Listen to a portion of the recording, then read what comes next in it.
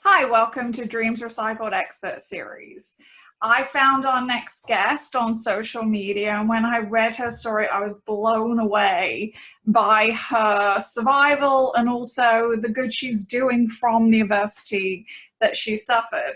So, welcome, Kimya. Thank you so much for being here. Hi, Tiffany. How are you? I'm great. I am great. Now, I obviously have spoken to an awful lot of divorcees, a lot of victims of abuse and domestic violence. But honestly, I don't think I've ever read a story like yours. Would you be so kind as to share it with us? I will, definitely, Tiffany. Now, one of the first things I like to tell people is I said this is a trigger warning because something I say could trigger memories of something that happened in you. So I want you to be aware of that before I get started speaking so you can prepare. But I met the man of my dreams, or who I thought was the man of my dreams, in 2006. I thought I did all the right things. We got married a year later. And then the moment we got married, that's when the mask came off. It started out with just some emotional abuse, some verbal abuse. By 2008, at our first anniversary, it escalated to physical abuse. So fast forward 3 years, because once that starts, it never really stops, Tiffany. So Mm-hmm. once that started, we went through a series of, I had a protective order taken out on him. A protective order is supposed to be a stay away order, Like but a restraining order, right? correct. It's called different things in different Different states. states. Okay. So, not really understanding the dynamics of abuse, I went back and forth with him several times before I decided to completely call it off. And the number one thing you don't do when you're an abused woman is tell your husband or boyfriend that you want to leave. And I didn't know that.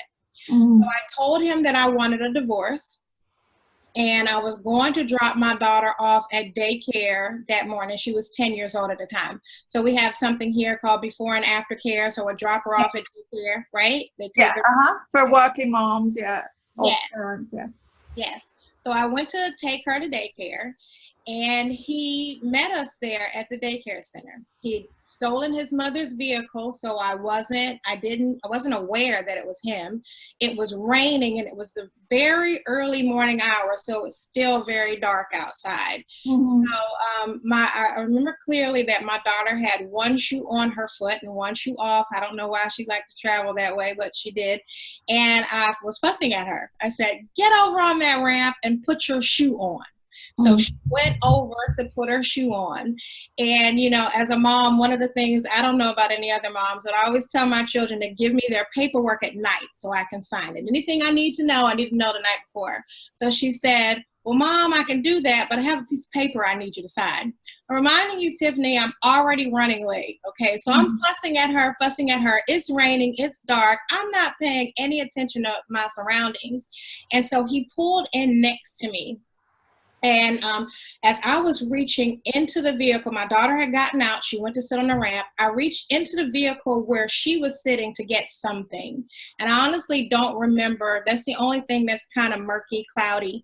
I was reaching in to get something. As I was shutting the car door, he was standing like this close to me. And he said, "I told you I was going to kill your expletive, didn't Mm-hmm. I?" And he shot me in my face right here. Well, the bullet went through my face, through my car door. It deposited in the pocket of my car door. Okay. I tried to get away from him. I wasn't successful. I saw the playground. I thought, I'm just going to run towards the playground. And he shot me in the side of my neck here. At that point, I fell down to the ground, and I'm beating on the ground, going, "No, no, no, no, no." And he shot me in the back of my head. Oh. Now, at this point, all I'm thinking about is my daughter. Where is she? I cannot die because, and I have a son as well. I was wondering who was going to take care of them. That was the only thing that was on my mind. Well, I felt him walk away from me. I could not see him. And I could hear like constant shots going on, and I'm thinking he's shooting like hundreds of times, but he wasn't. I found out later that was just because he shot me at such close range. But I felt him walk away, and so I'm trying to turn my head to locate where my daughter is, and I see that she's still sitting on that ramp where I told her to go put her shoe on. And Tiffany, I saw her head drop. So I just assumed that her head dropped because she didn't want to see what was going on with mommy, right? So at some point, he walked back over to me. He shot me one final time in my back. He got into his mother's vehicle and he drove off.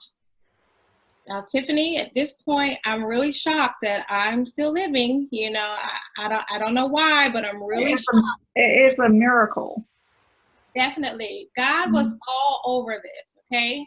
But I jumped up off the ground and I ran over to my daughter because I wanted to let her know I was okay. So I said, look, mommy's, oh.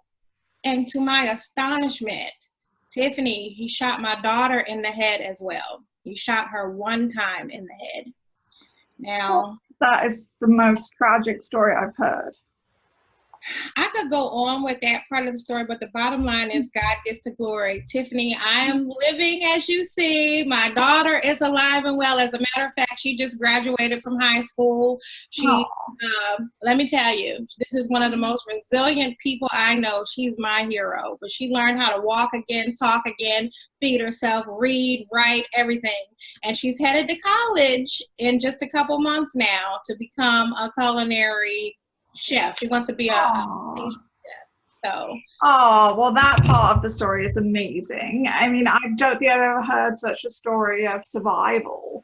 And then it's even more remarkable to me. And the reason I wanted to have you on is because you've taken this horribly tragic situation that happened to you and your daughter, and you've actually taken that, turned it around, and created this amazing company called Haven of Light International Inc., which actually helps victims of domestic violence like yourself, and you're a domestic violence expert and an author and a speaker and all these other amazing things.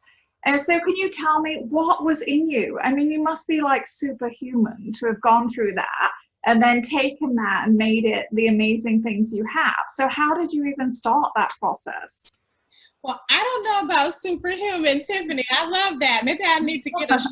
Superhuman. I love that.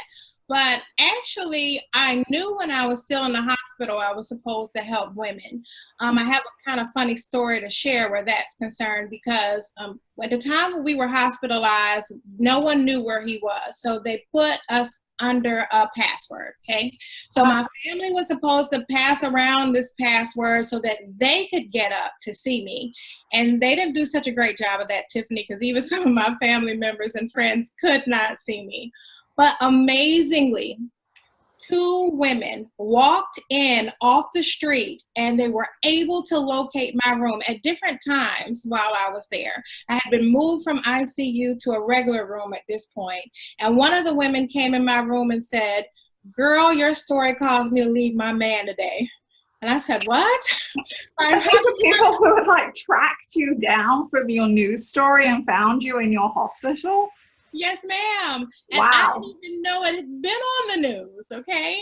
And then the second person came in my room and said, "Your story caused me to believe in God again." And all I could think is, who are these women and where are they coming from? I'm just trying to heal. But I knew then I was supposed to do something. So the shooting happened in 2011, okay? By 2012, a couple months before we went to court, I went to Chicago to get trained on how to do a faith-based support group. Because that's all I thought, okay, I'll do a support.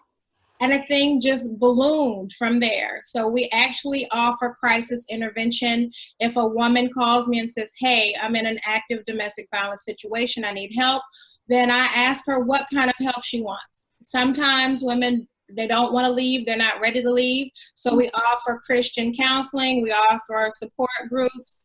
If they are ready to leave, then I help connect them with shelter resources.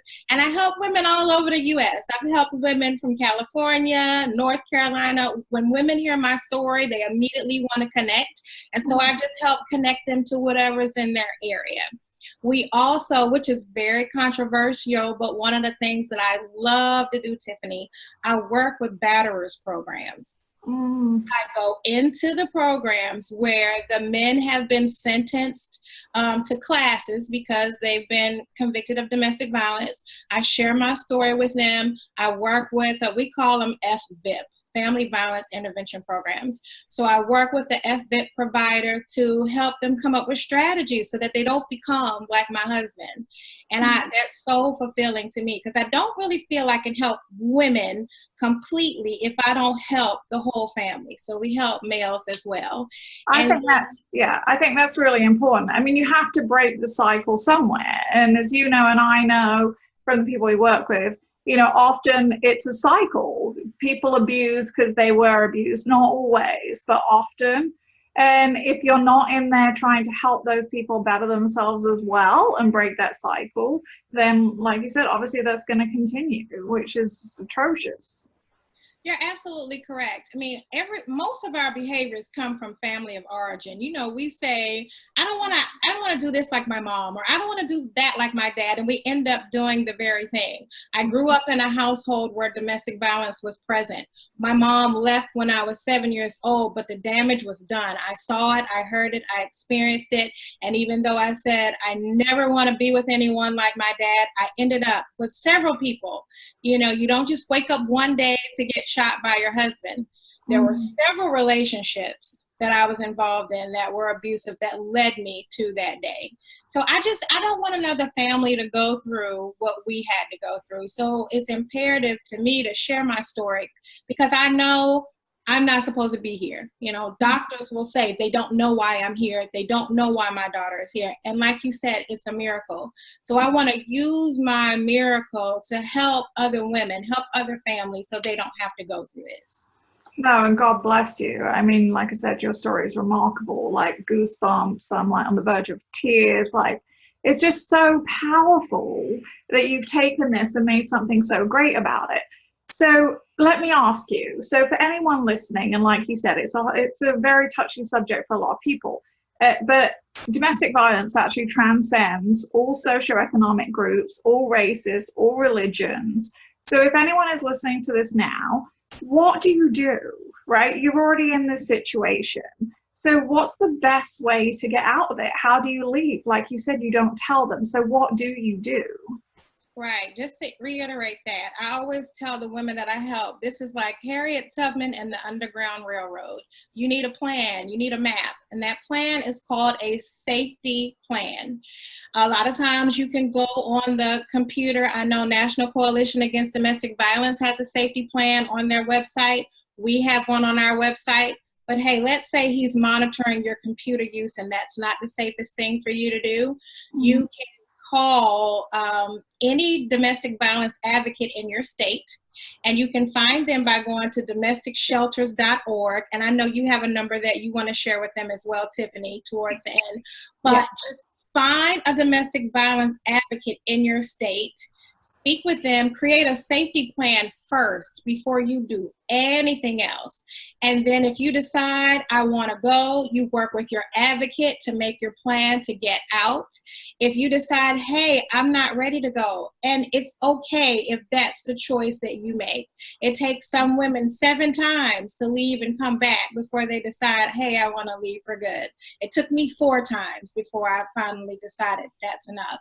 But once you make the decision, you definitely could get involved with support groups. You can get involved with counseling, because those 2 things are imperative to help rebuild your self-esteem, rebuild. So you don't go back, right? Because generally people do go back. They keep going back time and time again because they're not strong enough to continue by themselves. Exactly. And it's for various reasons.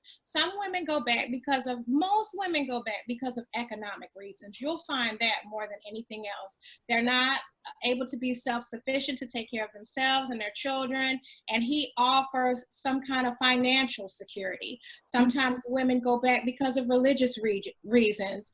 The church or their husband will say, hey, it's against God's laws for you to leave me, so they go back for that reason. Loneliness, fear of being by themselves, fear of the children not having their father. There's literally hundreds of reasons why they end up going back. And whatever the reason may be, they need to be able to have some type of support network to make safety decisions going forward. Mm-hmm. Well, and I was reading your stuff this morning. I read all my guest stuff before I get interview them. But I read something, so you actually taught me something that I didn't actually know. And I think I know quite a lot just from dealing with, you know, obviously our users and stuff. Yes. But I read on your thing that one of the biggest problems is that even when women then go to ask for help and ask for shelter, they're turned away, which I did kind of know. But the thing that I read on your bio today that was really interesting is by law, any shelter is supposed to have to find you a room. Yes, ma'am. Now, so can you tell us about that so people know what to do? Yes. So I'm not 100% sure of other states. So the best thing to do is for you to look up each state has a state coalition. Mm-hmm. So I want you to back this up by by going to your own state's coalition if you're not in Georgia. But here in Georgia, by law, wherever you live, that county is supposed to serve you. So for example, let's say that I live in DeKalb County. I know there are 3 shelters in DeKalb County. If my address at that point is there, I'm supposed to call a shelter in DeKalb. If they are full, it is their job to then find another shelter for you to go into. Mm-hmm. If they are unable to locate a shelter, they are supposed to provide a hotel voucher for you to stay for the night or until they're able to locate housing. And because a lot of victims don't know that, they get away with just saying, oh, well, we don't have any room. And then the woman who's already weakened, she was already afraid to call in the first place, she's not going to pick up that phone and call somewhere else. She's going to feel stuck, she's going to feel hopeless, and she's going to stay right there in that abusive situation. So I always educate the people here, listen, they're not supposed to simply tell you they don't have room. They are state mandated to find it. They have regulatory agencies that will snatch their funding if they are not following through with what they are supposed to do for you. That's really, really good information. And like you said, everyone can check their own state. But honestly, if that's not the law everywhere, it should be the law everywhere. Yes, ma'am. Okay, so these people now have gone to a shelter. Right? So they finally left. What would you tell them about rebuilding their self-esteem and getting back on track? Because I mean, I know personally, you work with people. It's just so hard, like you said, whether it's economic, emotional, whatever it is. So how do you turn that around and become empowered to kind of survive by yourself without going back?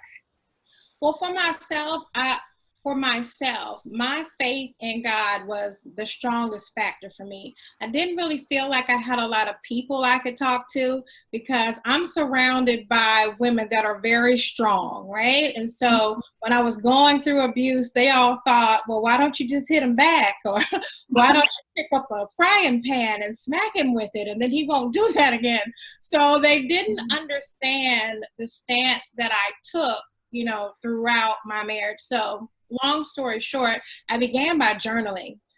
There is something so healing by just writing out your feelings. Actually, that's where my book was birthed from. I didn't know at the time I was journaling, I would be using it for a book, but it was a tool just to heal me. I wrote my journals as if I was writing to God, and I poured out everything I felt, good, bad, and ugly, into that journal. And it heals you. And then like in some communities, this could be a bad word, but hey, counseling is so important. I did individual counseling for myself. I did family counseling with my children. I actually did not go to a support group, but I would highly recommend that to people. I teach, I facilitate the support group here in my town, and I've grown just so much years after the abuse and the shooting by being surrounded by other women who know what I'm going through, who have felt the pain that I felt, and we can help each other. You need a network. If you don't have it in your own circle, going through support groups is going to help you tremendously. Absolutely. There's something very powerful about sharing your story. Like you said, you learn all the time. I learn all the time. Other people's stories don't have to be exactly the same, but there's power in sharing and learning from each other. And I think that's a lovely thing that you're doing. And so let's start at the very beginning again now. So to anyone out there who is at the very, very beginning of a relationship, right? Because prevention is almost better than a cure, right? So if you're in the very beginning of a relationship and you're seeing red flags, like what do those red flags look like in an abuser? Are they always there? Are they not there? Like, how does that work and what can you do? Okay, one of the biggest things that I want women to I want to draw attention to, something that they may not feel is a red flag, but I call it sweep you off your feet syndrome. You know, we all want to be swept off of our feet, but you know that old saying that if it seems too good to be true, it probably is.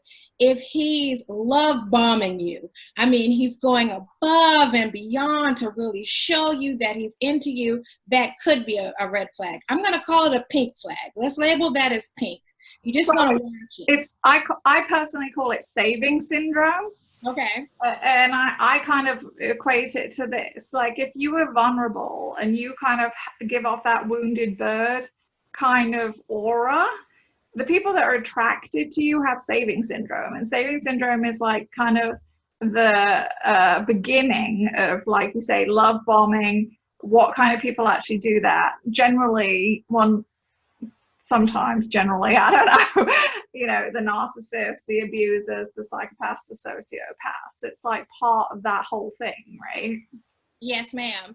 And then the next thing I would say, a rush to commitment. Like in my circle and my circle of friends and in a number of people that I have counseled, I've learned that healthy men are not in any rush to get married. They want to take their time to get to know you, establish the relationship, and then they want to move in or get married, things like that. Men that are abusive have this rush to commitment. They immediately know they want to marry you. They immediately know they want to move in. Let's hurry up and make this thing official. And or immediately want to get you pregnant, right? For younger girls out there, right? That's a big one. Exactly. And so you have to ask yourself why. What is the rush? What is the reason? They almost always have an ulterior motive. When I met my ex-husband, I met him in July of 2006. We went out on our first date by the end of that month. We went out on our second date in August. By September, he was living with me. Okay. Because that all sounds very romantic, right? It sounds like, you know, a Disney movie and it was love at first sight and you moved in. But I 100% agree with you. This is a red flag. You know, this is lots of red flags. And I equate it to ownership.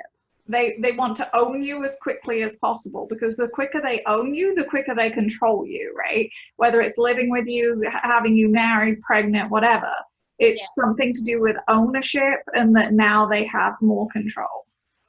Exactly. And what I tell women too, a lot of times they do a really great job of wearing that mask until they do own you. And like you said, ownership can look like different things. And speaking with the women that I counsel, usually they take the mask off when you get pregnant, or when you move in, or when you get married. Whatever point they feel like, okay, aha, she's mine now. That's when they'll begin to really show you the abusive side.